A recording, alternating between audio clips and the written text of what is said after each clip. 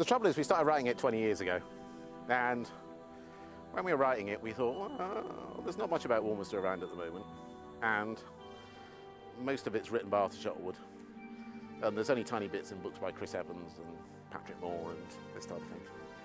So we thought it was time for a new book, a new look at the Warminster phenomenon. But at the time, we we're going to wrap it up in the whole huge, the whole world UFO phenomenon, and we imagined it would be a very big book. And we started writing it and then completely lost the will to live and gave up until 1994. But then I was reading the chapter that John had written, the one it's still in the book, called UFOs as a techno-religion or something. And I found it in a mass of papers and I started reading it and I thought, holy crap, this is quite good. We should do something with this. So I emailed John and said, your chapter's quite good, we should do something with this. And he said, don't talk shite, we shouldn't do anything with this. So I said, yes, we should. So after much cajoling, I managed to get him to agree to kind of help me write a book about UFOs. And we cut it all down and turned it into just essentially about Warminster. And then that was in 1994. And then it took us another 14 years to actually finish it. But that was mainly because we keep getting into it and then lose the will to live. As I've said to various people, you know, John would read barking books about contactees from the 50s and just give up. And I would read Arthur Shuttlewood books and just give up. But eventually, I had to whip John in the end, essentially. He enjoyed it, but I had to do it. Somebody had to do it, so I enjoyed it. And eventually we got it together. And that's the story, really. I mean, there's no other story. It was just a book that needed writing. And I'd like to say it set the record straight and all this type of thing, but of course I've had arguments from people since that it's all wrong, and you know, there are people who believe there are psychic things going on and temporal portals appearing, and you know, future travellers coming back to past times and that type of thing, and you can never argue with this stuff, can you?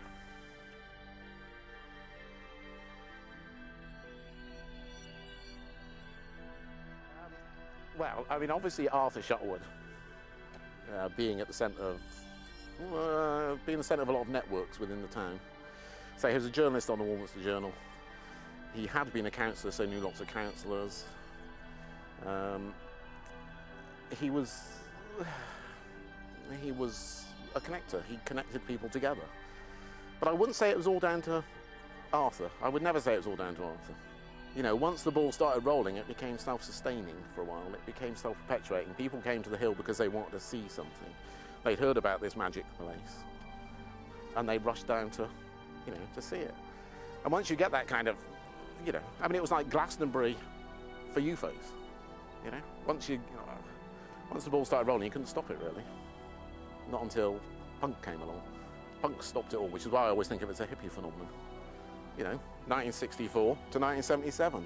It is the hippie era, you know.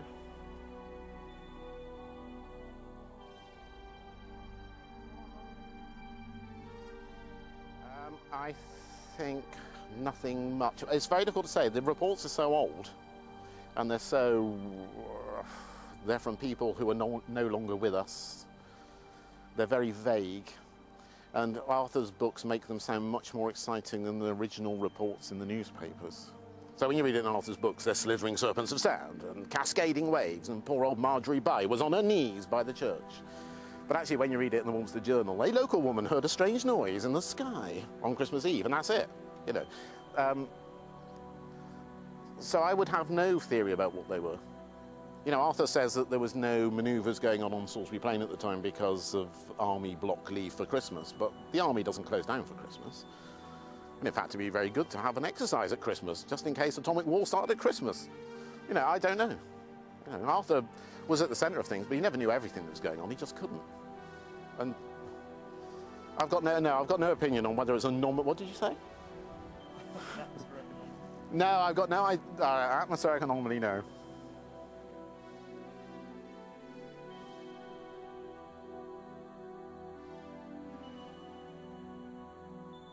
So used to the current levels of military spending that we've got no idea what it was like in the 1960s, and certainly the 70s, which is when I was older. You would see rows of aeroplanes circling Salisbury Plain. I remember once them doing a big exercise in which all the old planes of that era, like the Shackletons, which were being used as cargo planes, and I don't know, those funny airplanes with 3 tails on them and all kinds of weird stuff, just going around and around in circles, chucking out paratroopers. And you just don't see that anymore. You know, you see the occasional Apache wander over or a Hercules, but in the old days we had Lightnings and Phantoms and Seahawks and Sea Vixens and just everything going over. And they would be firing rockets, and you would see tracer shells on the plane, and you know, there's just loads of stuff. There isn't that level anymore. And so if you go up there now, you think, oh, what's all the fuss about it, you know? But even in the 70s, it was still pretty,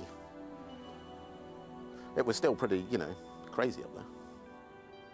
In fact, even as late as the 80s, late 80s, I remember going out there for a walk with my girlfriends. It was just getting dark, and we just sat there as helicopters circled in, kind of in that motion, landed, obviously dropping off squaddies, taking off constantly. At the same time, there's red tracer shells going over the plane, sending up flares. It's very exciting, but you just don't see it anymore.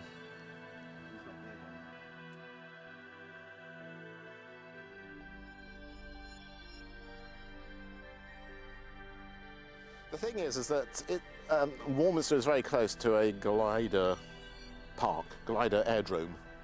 And the gliders tend to be kind of grey, shiny aluminium. They drift along and then they vanish. There's an amazing thing if you've ever watched gliders do it. You watch a glider gliding through the sky, you think, oh, that's lovely. Then it just goes. You think, where the hell's the glider gone? Because their wings are so small, you know, thin, long and thin, and their bodies are long and thin. If they're kind of against a grey sky or something reflective, they will just literally disappear before your very eyes. And it's an amazing sight. If you live somewhere near a glider area like we do, you get used to it, you know? If you've just come to Warminster and are not used to seeing gliders, it may appear as though something really wacky has just happened, you know? So I think that's one thing. I'm not saying that's the only explanation. Of course, it could be some psychic thing or a temporal, you know, gateway or something. It could, however, also be a glider.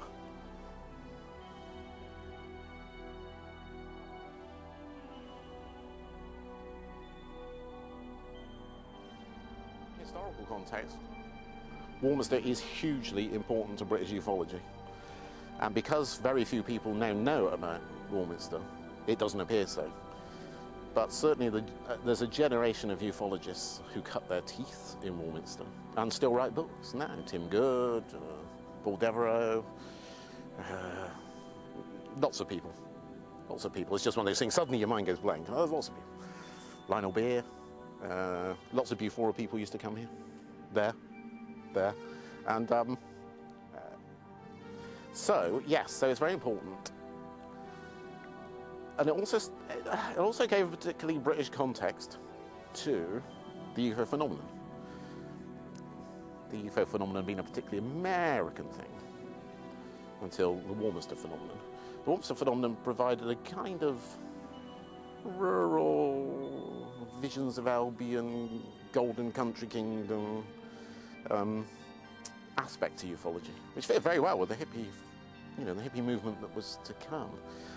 It was partly one of the reasons I think it did become so popular during the hippie era, because it was, you know, all Vales of Avalon and Chumalai and copses, and, you know, it was like taking a trip down to Rivendell and meeting up with one of the elders on the hill and listening to stories for several hours by the fireside. So in that respect, I think it's very important. It was just important as well because there had been no big flap. I mean, there had been smaller ones. There had been Banbury by then as Stoke, if not by then around the same kind of time. But by giving it very much a central focus for British ufology at the time. And as I say, a place where everybody could come. You know, as I say, everybody from Bufora was there at some point. And I think every other tiny little UFO group which was ever invented, like the Kettering UFO group and the Kent UFO group, and, you know, anything with the name UFO group in it appeared on Cradle Hill at some time, especially if it had the word research in it. So if it was a UFOG, they used to come there.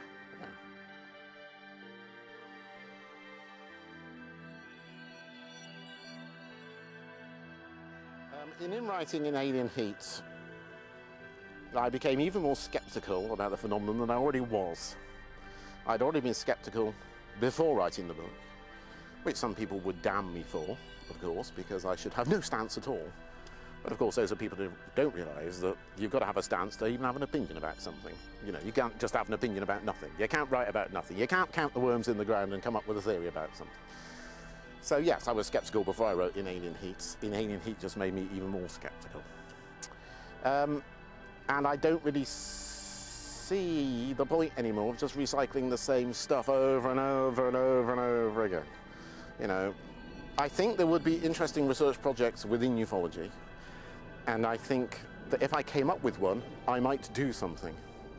But as it is, certainly in terms of Warminster, I think somebody else could write another Warminster book, but it wouldn't be me. Yeah. Kevin Goodman might write another one. I've heard rumours. But it won't be me, because I just don't think there's anything more to be said. I mean, everybody knows.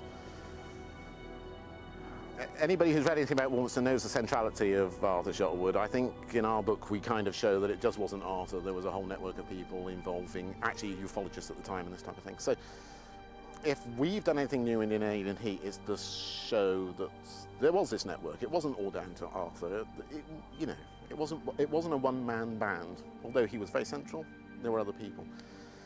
And in a way, that's all I wanted to show in Inalien Heat, really. It took me 300 pages to say it, but, you know. But I ramble.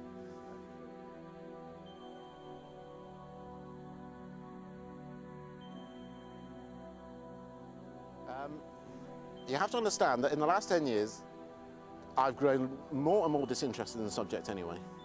But I would say people like Roberts and Clark and Jenny and people like that who are willing to not just look at the phenomenon, but look at context. You know, look at things outside of the phenomenon. I think it's very important. You know, we all get too hung up on the actual phenomenon, forgetting that it is located within a context. It's located within a group of people, it's located within a landscape, it's located within a whole bunch of stuff. It's not something that's just isolated. Unless, of course, you do believe that they are aliens in a spacecraft coming down to visit us. If you believe that, then all bets are off in a way. But, you know, if you're interested in what makes a phenomenon and why it may be seen in particular places and why particular groups of people may see them and why particular groups of people may believe in them, you know, there's more to it. And there's a group of people who are more interested in that kind of thing. And they're the kind of people I'm interested in.